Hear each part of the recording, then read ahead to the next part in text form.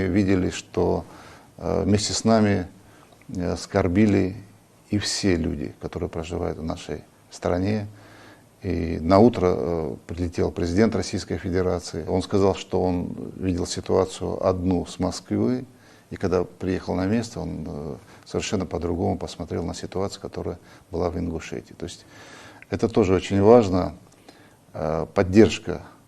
Но нам нужно сделать все сегодня, чтобы была обеспечена спокойная жизнь, чтобы подобного, не то, что произошло в Дагестане, в Северной Осетии, я имею в виду Беслан, Ингушетия, то, что произошло в отдельных регионах, чтобы это нигде никогда не повторялось. Мною принято решение разместить на Назране полк внутренних войск, вы об этом уже знаете. Будем укреплять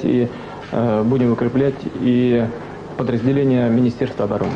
Речь ведь идет о потерях прежде всего среди руководящего состава республиканских органов правопорядка. Достаточно чувствительные, и я считал своим долгом поддержать президента республики в этой довольно сложной для него ситуации.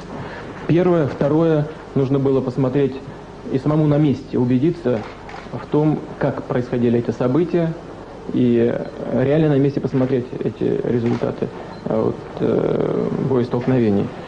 И должен сказать, что они, конечно, расходились с тем, что я услышал предварительно в Москве. То, что там произошло, очередная террористическая вылазка, достаточно тяжелыми последствиями, конечно, для нас, она не могла не изменить там ситуацию. И не изменила ее. И вообще сейчас, не только в стране, в целом на Северном Кавказе, нет силы, которая может изменить ситуацию. Это просто попытка продемонстрировать силу и возможности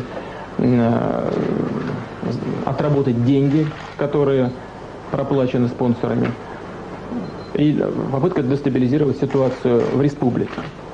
Бандитам не нравится, что руководство республики Ингушетия последние 1,5 года активно работает над тем, чтобы создать нормальные условия для жизни своих собственных людей.